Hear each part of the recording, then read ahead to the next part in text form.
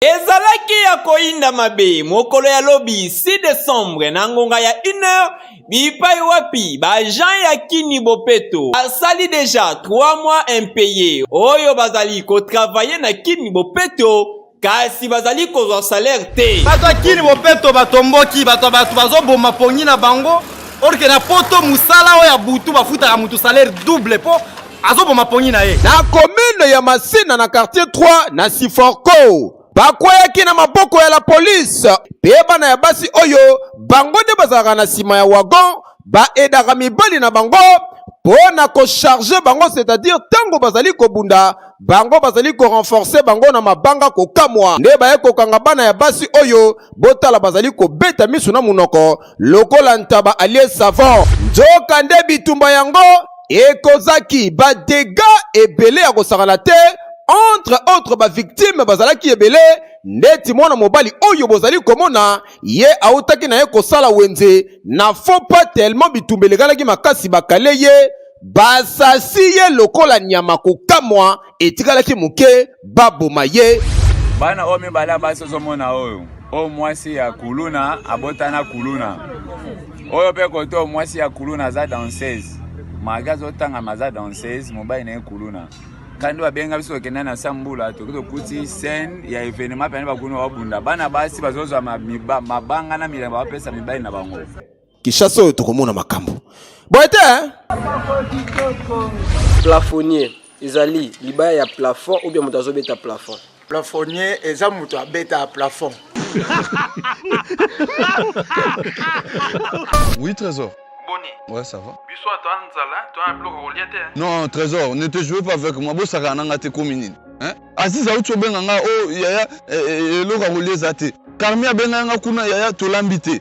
Au juste, j'ai envoyé moi on a tindi 300 € pour na ba provision. Mais bozo bisanga lelo. Lelo car na débia moi bolo relié zate donc provision to ba mama tie na provision na ndakute. Ne te jouez pas avec moi, l'argent en Europe, je te ramasse pas dans le dessous du trou du sourire, papa. Tala, bosala lisusu lokola anste, cuisine na biso. Ebongiseli bandeko na bino na bamasa na bino merkambo ya kitoko. Pona kosomba biloko na mokili mobimba, consultez notre site internet ou téléchargez l'application Cuisine na biso, topé s'abonner na page Facebook, Twitter, Instagram, to YouTube, topé bobenga na numéro ya Cuisine na biso. Cuisine na biso. Eko komisa biloko na bino na ba famille na bino, pe pa bamasa na bino na Kinshasa.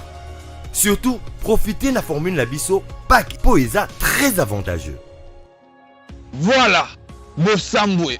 Pas question de comme ça. Je paye l'argent, on vous grignote la nourriture là-bas.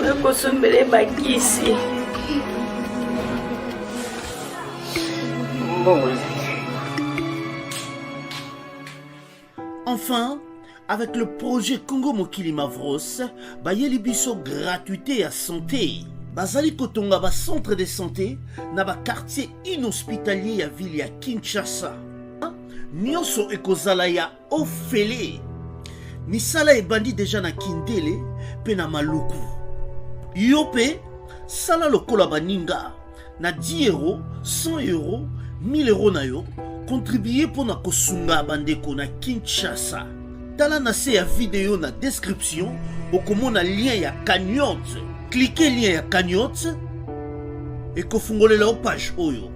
Cliquez na je contribue. Otie montant au kokoka. Ok na mode ya paiement. Soit PayPal.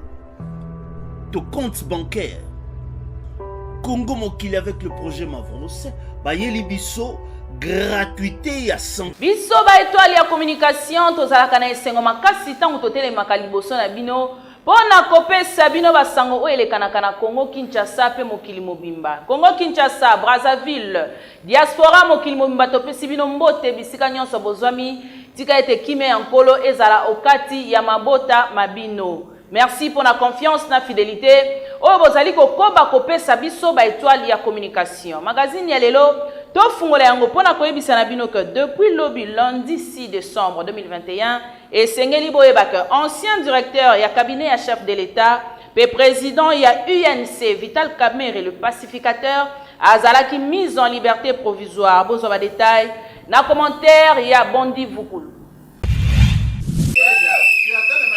Mokolo ya lobi lundi 6 décembre 2021 nde cour de cassation et accordaki liberté provisoire na président national ya parti politique Union pour la Nation Congolaise INC na Mokuse Vital Kamerhe, ancien directeur ya cabinet ya chef de l'état Félix Antoine Tshisekedi Tshilombo. Boye ba lobi ezalaki nde ya kojinda ambiance nde moko kosakana te na yango. Caméra ya magazine Teen l'artiste ekitaki na siège ya parti INC oyo ezwami bongo na commune ya Barumbu, awa nde bisika tokutaki ba militant pe batu ya ndenge na ambiance moko ya kosakana te po na kofete mise en liberté provisoire ya président na bango.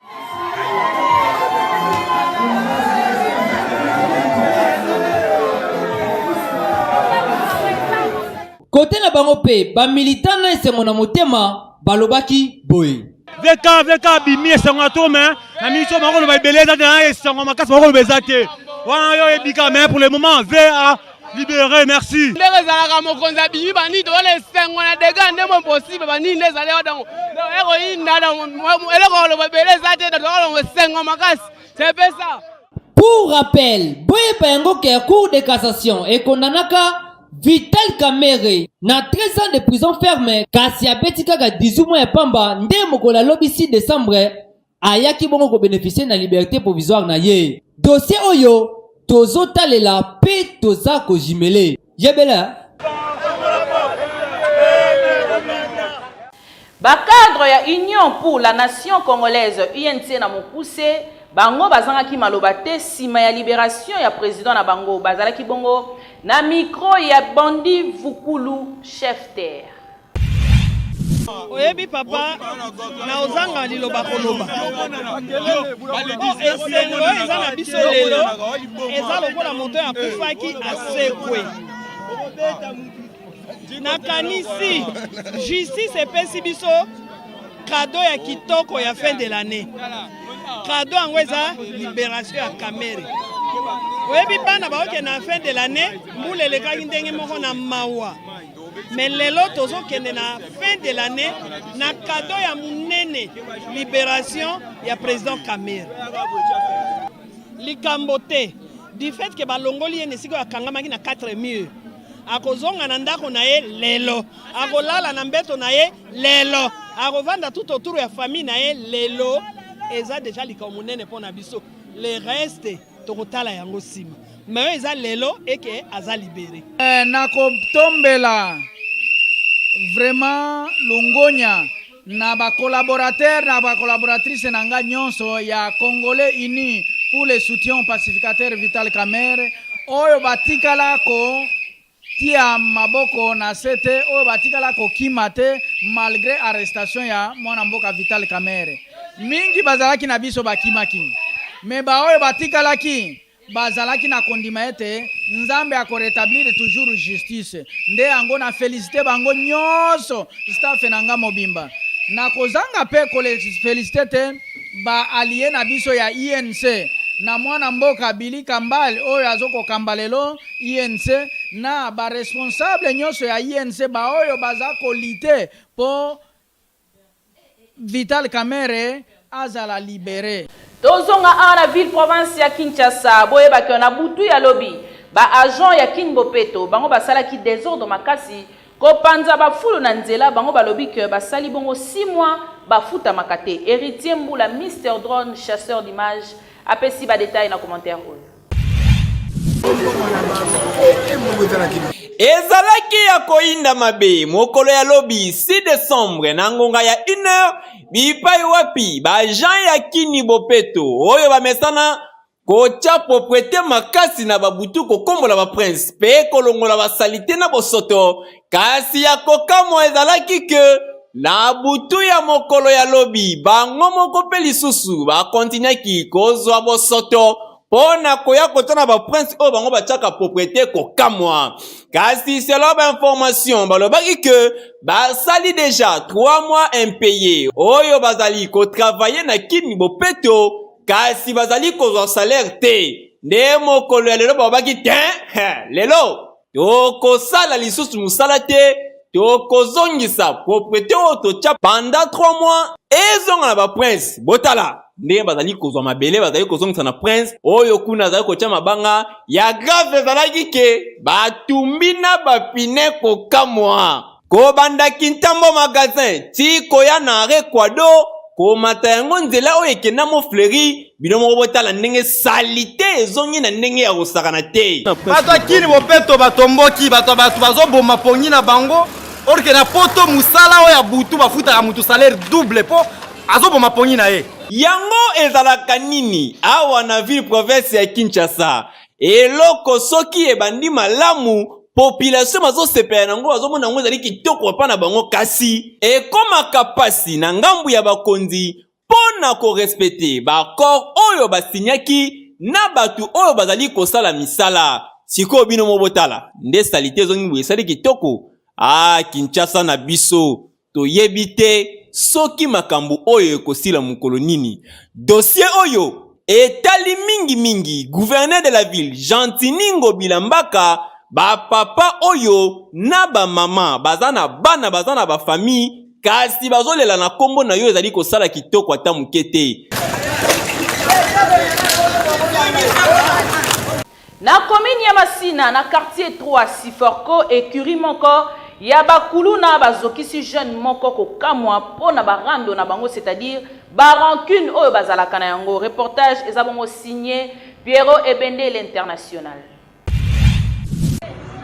ndenge bozali komona bango boye okokanisa lokola bazali bana ya mike kasi waya bazali batuma bebo ndimela ngai bakuluna ya minene repute awa na commune ya Masina na quartier 3 na Siforko bakweyaki na maboko ya la police oyo bazali kosala mosala kitoko sima ya bitumba ya munene oyo esopozaki entre ba écurie ebele ba italien écurie bololo ba américain écurie machwapanga pe ba écurie bayindo oyo bakendaki koatake ko mosusu oyo bazalaki na bango rando lisolo yango ezalaki ndenge nini bana basi oyo lokola bazalaka ba éclaireur bakendaka kolingana ko mosusu nde mibali na bango balobaki jamais ekiri wana ekoki koganye bango mbala moko bakoti na ka wana mabanga ebandi pe bana ya basi oyo bango nde bazalaka na nsima ya wagon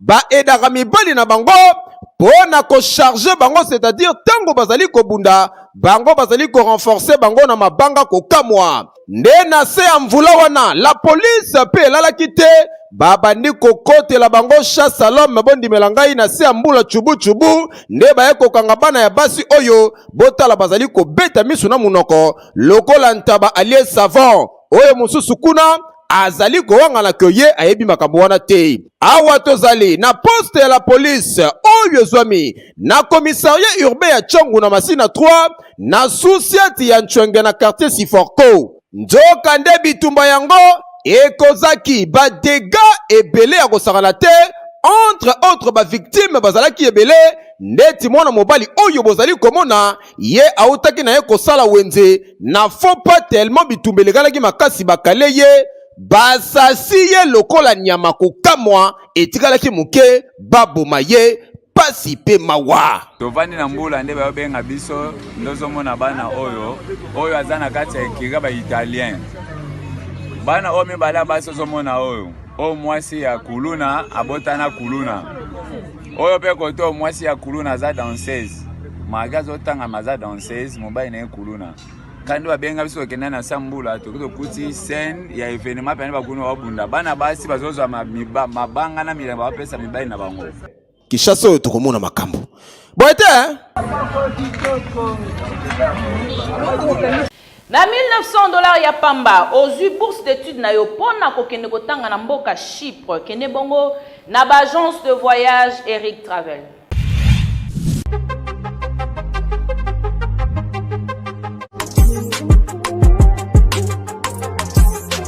Ah oui, lelo na Kinshasa ezali possible pe facile ya kozwa bourse d'études pona kokende kotanga ya ofele partout oyo olingi na monde grâce ya bandeko ya agence de voyage Eric Travel numéro 1 na masolo ya voyage awa na RDC bakosa yo te moko te na terrain oyo ezali kokumbama epai ya ADG Eric Mwamba Nzambe pe numéro 1 na masolo ya prise en charge awa na RDC. Papa mama ndeko ya Kinshasa pe ya Brazzaville tala ozali na mwana oyo azali diplômé pe olingi akende kotanga na mikili ya poto opportunité yango oyo epesameli bino. Agence de voyage Eric Travel ememeli bino ba bourse d'études ebele mpona kokende kotanga lokola na mboka ya Chypre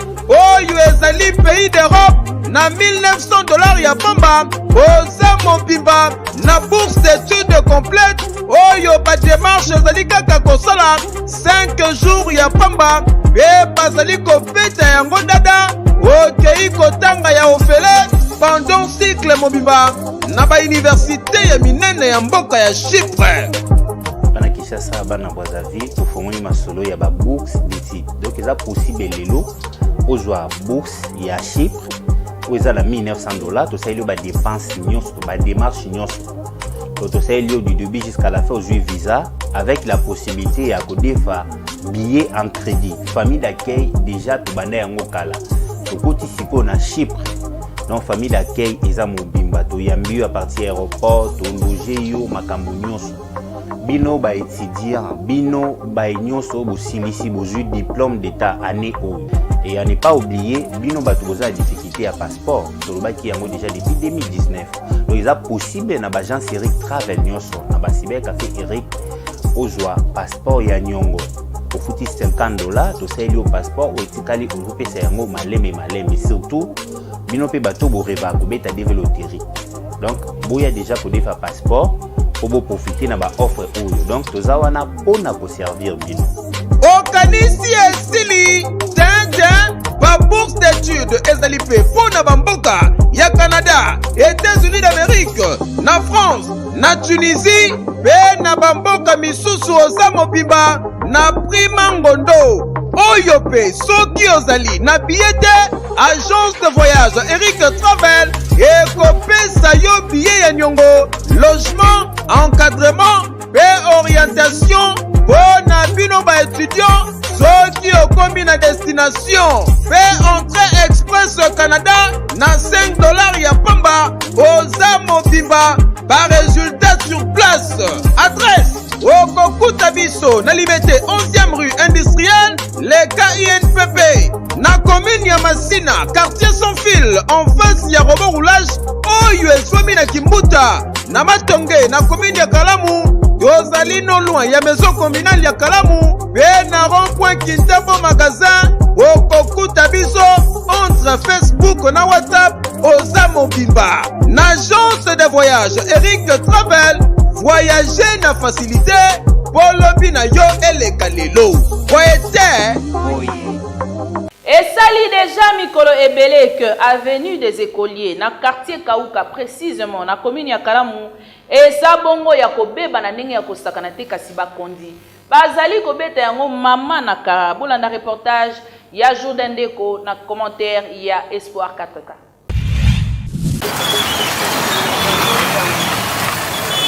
Et ça dit déjà plusieurs des années depuis Ebeba, P et comment na été moko de délabrement très avancé. Tala, awa na quartier Kauka, précisément na commune ya Kalamu. Kaka ndenge bozali komona na bilili, banchofa, P na ba motar oyo babula kanzela oyo, ba koma na difficulté ya koleka na ndenge moko ya mukete. E bongo population oyo ezalaka nzinga wana. Bango pe ba koma na difficulté po na koleka. Kaka bino moko ndenge bozali komona awa po leka malamu e sengelo beta système ya mupanzi ya miri to pe obeta coin po soki omeki otchafouin oleka pembe na mituka tangu voiture koleka to pe moto koleka mai nyonso nde kozongela yo na nzoto kasi boye balisusu ke avenue des écoliers oyo population ndenge bango moko balobelaki esali mikolo ebele pe lisusu ekoma kodéranger bango okozwa ide te botala bino moko nzela ebukana awa soki mvula ebeti mai nyonso evandelaka bango kaka bikote oyo kasi population bango moko bazangaki maloba te balobaki boye problème ezoleka awa na banza omoni vraiment ndenge mabulu ezali ondire babosana biso na komi na kala tala sikoyo couloir yango donc place Ali Foreman babundaki stade ferme yango balekaki mpe awa me tala ndenge epoli bakonsidere babosana na bango avenue oyo banda balobaki bakokia makadam mpo ezalaka makadam na kala makadam debeka banda balobaki bakokia makadam ilelo ata mabanga pamba babwakati toyebi te likambo ya banzela awa na ville province de Kinshasa tolobela yango lisusu ndenge nini po soki otambola na bacoin ebele awa okoremarke ndenge nini banzela ebeba mpe ekoma eta moko ya mabe makasi mpo na likambo ya banzela oyo na ville province de Kinshasa pardon bakonzi botrouve solution mpo esala vraiment mama neloko yanga nini makambo oyo elekanaka na Kinshasa ezalaka somo mingi neti boye wenze moko ebotami likolo ya passerelle oyo ekabolaka commune ya Njili na commune ya Masina bolanda tambola na Kinshasa omona makambu kokamwa oyo bozali komona tozali nde likolo ya passerelle oyo ekabolaka commune ya Masina na commune ya Njili na Bitabe nzoka nde yango ekoma wenze tozali surpris ya kokuta bandeko oyo très à l'aise likolo ya passerelle kosala cop na bango na kimia nyonso koto oyo bazoteka babokali ya plastique koto oyo bamanga na ngambu mususu ba lunette misusu pe koto ba photographe ndala ne batelemi c'est-à-dire ambiance moko okokuta awa neti kaka na kati ya marché de la liberté ba misusu pe bazali kolekana misusu pe bazo chaye etikali kaka muke tomona ba mesa pe ba étalage awa po allure oyo ezali kokende ekozala penza bongo alors que passerelle oyo batia yango pona ko servir batu ya makolo kokatisa pe kokende na ngamu mususu yango tozali komituna ezalaka nini na congolais makamu ya boyo okomona ngo kaka awa na Kinshasa batu oyo baye koteka awa na kati ya wenze place ezalaka lisusu te to nini kasi bazali ko comprendre te ke ezali risque ya makasi pona koteka place oyo ya boye administrateur ya marché de la liberté yango obengani batu oyo na wenze to place ezate babourgmestre bozali wapi parce que oyo ezali kobebisa bote pe bijou ya mboka eza kitoko ata mukete kinwa ezalaka nini na yo Global Carpe Diem Service GCDS na mokuse ezali bongo agence de voyage o ezali ko faciliter bino ba congolais pour na obtention ya ba visa. Bana ya Kinshasa, Lubumbashi, pe Congo Brazzaville, na masolo etali obtention, assistance, coaching, pe facilitation ya visa. Tala Global Carpe Diem Service bazali bien qualifié pe structuré na ba vacation internationale na oyo etali tourisme pe éducation bonne orientation ya ba démarche na bino orefaka kotanga na mikili ya poto yeba que ba bourse d'études et soponi ebele na ba mboka lokola Chypre na $1950 ya pamba dans 10 jours coup sûr. Inscription ezali kosalema ya ofele kotanga na États-Unis d'Amérique na $2500 payable en deux tranches dans 30 jours ozwi visa na yo ba bourse d'études totale pour na Égypte ezali.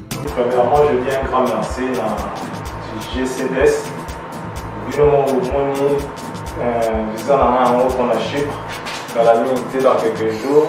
On a quitté le pays pour la Chypre. Merci mingi na GCDS na nini ba fuma visa na mali donc na pesi mo monsieur le humanité nation donc ndenge wangoka no matupe ba ya ko aweza un coup inflamme donc esi maman makambo ba selo maman sans problème pesi agence DGS merci na wa sané ngai na mambo mukie na ngo mukie apesi ma visa on a koki ko se défendre la vie na on a remercié agence nayebisaki bino awa eza bagete eza vraiment blague te bino mo bozomona bomoni toza vraiment na kati ya aéroport sans blague toza na kati ya aéroport so otali na nsima omona international de Njili toza wana na GCDS de suka masolo na ke Chypre le voyage GCDS Pour notre rotation de visa pour les chiffres, on vous appelle toutes les années les imaginaires, tous les gens puissent venir à l'agence GCDS pour obtention de visa de chiffres. C'est réparti ici. C'est ça, les documents, c'est ça. Bino ba oyo bolela tourisme na bamboka lokola Dubaï, Afrique du Sud, ba pays ya espace Schengen, pe ba destination ebele awa ezali kopeta matata avec accueil pe orientation sur place na ba pays oyo kokomela. Yoka Global Carpe Diem Service asali méga promo pour la étude, tourisme, conférence pe baso médicaux na mboka ya Canada na $950 ya pamba oza mobimba. Wakanisi ya sili ta GCDS a na disposition na pino ba visa de travail pour na mboka ya Canada oyo ba orienté yo wakende kosola mosala na $4000 ya pamba oza mobimba. Durée ya visa ezali kosola kaka 60 jours. Soit adresse Okokuta Biso sur avenue Wakatingi numéro 166, référence croisement Yaba avenue Wakatingi na Wileri en face ya Golu Fungula na commune ya Kinshasa oza mobimba. Boite na GCDS na quartier Kingabwa Yaoundé tozali bongo na commune ya Limete basinga ya courant eza na eta ya mabe makasi bona na reportage ya Jourdain Ndeko.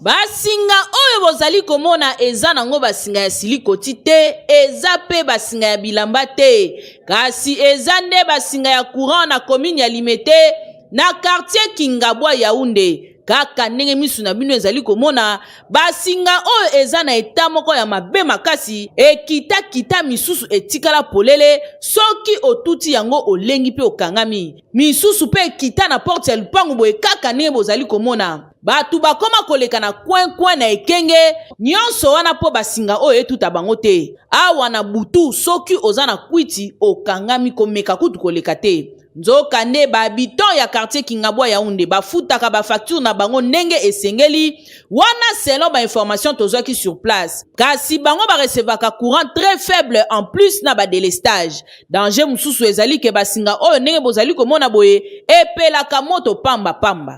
Basinga nyonso ela na mabe badwa koleka watu leta na bana classe na makambo nyonso mabe eta onso epelaka bila moto na badwa komoya mbango ko bwaka watero kufupa sala mo so pe wa kuluka mo akufa na sima ya bomsa to ebitina to ne basinganiza mabi singizokata na papa mbezo ya sungule deta pia pato singala ndizo kata na papa mba iloke za effect ya kuwa batiswa na kuwa faible. Yango totuni soki Société Nationale d'Électricité existaka tote. Est-ce que bazali komona makambu ya boye tote? Pardon Snell, boyaka kotika facture, bozwaka pe mbongo kasi bobongisa pe makambu ya boye eza kitoko ata mukete. Tokende bongo na territoire ya Mbanzangungu na village Kola précisément na province ya Congo central. Pona koyebisa na bino que population ezali ko souffrir makasi pona likamu o etali mai na quartier Missioni. Bondi Vukulu chef terre azalaki wana bola na ba détail pe commentaire oyo. Population evandaka na village Kola na territoire ya Mbanzangungu na province ya Congo central bosimba pe boyeba ke bazalaka na difficulté makasi na o etali eau potable na ndenge ya nyama kaka ndenge bozali komona. Tala, batuyo oyo bozali komona esali plus de 15 ans depuis ebimisa mai. Kasi boyeba ke population babikelaka awa pona koluka kozwa mai. Ya pasi pe mawe ezali ke awa pona kozwa mai ezalaka biswana po mai yango ebimaka ya malonga te. Boyoka ndenge communication esalemaki. Ya mai. Ya mai gawa. Ya mai tala ndenge mbula kitebeti tala mai ndenge zo. Makolo bekaka. Mai mutu esa ke bino bo vivre bien te. Mai kaka. Kasi oyo tokosenga na bakonzi ya régie des eaux bomeka ko trouver solution pour la population ya village Kola. Po kotika bango na ba état ya boye ezali normal te ata mukie. Yango nde bozelaka makasi na bandaku na bino bulu yeke plus en mode 4G rubrique moko kaka nde etikala ya mokolo ya lelo ezali motuna nini bolanda pe bozwa leson. Eloko eza nango te bulu yekende kindoki kati na nkolo. Bonjour. Naza molandi monene ya Kin l'artiste. Question nanga eza boye. Plafonnier. Eza liba babetela plafond. Tom to abeta plafond. Bon répondre s'il vous plaît. Plafonnier. Plafonnier. Eza muto azobeta plafond. Neko Shagi. Eza boulou yeke plus Kin l'artiste. Question du jour eza boye. Plafonnier. Ezali libaya ya plafond ou bien muto azobeta plafond. Muto azobeta plafond. Vamos makasi. Muto azobeta plafond. Plafonnier. Ezali libaya ya plafond ou bien muto azobeta plafond. Ezali libaya ya plafond. Pardon? Ezali libaya ya plafond. Plafonnier. Ezali libaya ya plafond ou bien muto azobeta plafond. Plafonnier eza muto oyo abeta plafond. Le bon makasi hein. Plafonnier eza muto abeta plafond. Plafonnier ezali libaya ya plafond ou bien muto azobeta plafond. Ndenge tobengaka te muto azotya bakaro me aza carrere. Ndenge moko pedo eza mutu oyo azali kotya plafond eza libaya ya plafond. Plafonnier ezali mutu azobeta plafond ou bien libaya ya plafond. Plafonnier ezali mutu oyo abetaka plafond. Bon makasi hein. Plafonnier ezali mutu oyo abetaka plafond oyo asalaka plafond na bandako. Plafonnier ezali mutu azobeta plafond to pe libaya ya plafond. Ezali mutu azobeta plafond te eza pe libaya ya plafond te. Plafonnier ezali eloko ventilateur oyo baluka likolo batia na plafond yango nde babengi plafond. Bon makasi hein. Ezali ventilateur oyo batiaka likolo ya plafond yango nde babengi plafond.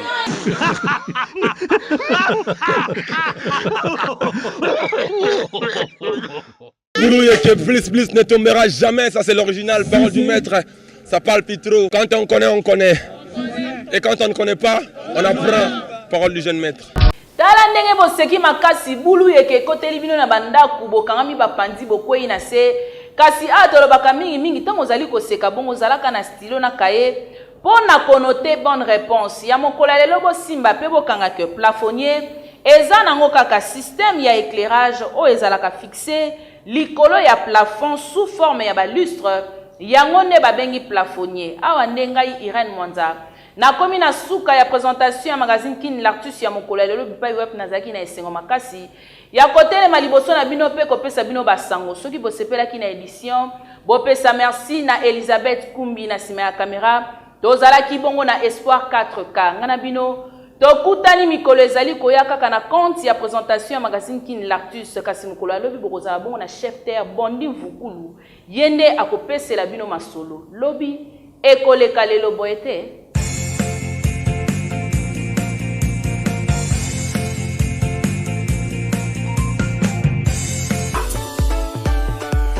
La maison Stelman vous propose des prestations de qualité pour vos gâteaux de mariage, anniversaire ou autres événements. La maison Stelmac vous propose aussi des gâteaux personnalisés pour vos anniversaires ou autres. Contactez-nous au 06 63 30 36 83 ou encore au 07 81 83 15 74.